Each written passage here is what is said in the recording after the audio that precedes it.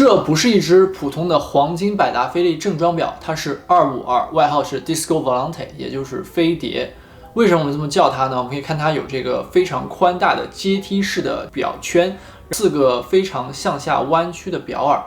这个表看起来表圈就像一个贴地飞行的飞行器，然后4个表耳向下像它的落地支架。这不是一个普通50年代的设计，而是有一种非常 Space Age 非常太空时代的感觉。更重要呢，这块表的表壳其实是 Wenger 这个非常传奇的日内瓦表壳制作工坊制作的，就连2499这样非常厉害的大复杂腕表也是 Wenger 制作的表壳。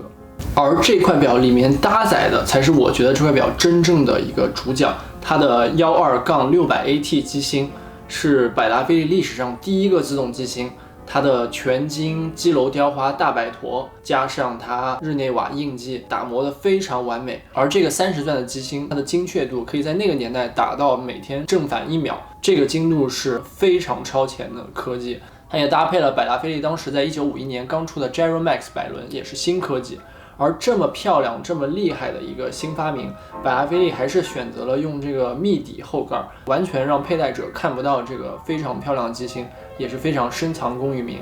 百达翡丽等了几十年，才在1950年代去推出自己的第一款自动机芯，原因是因为百达翡丽在等劳力士那个全自动摆脱的专利过期。但是在这个时候，百达翡丽还是推出了前无古人后无来者，在历史上被称为最美机芯的这个12-600AT。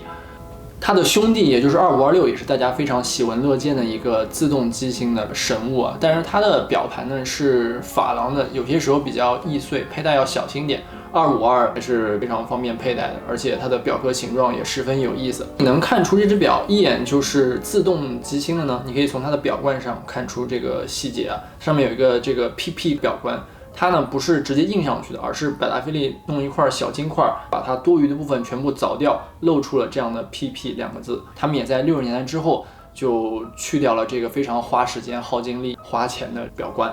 但这块表最让我喜欢的地方就是它的品相，我真的感觉从来没看过这么漂亮的252。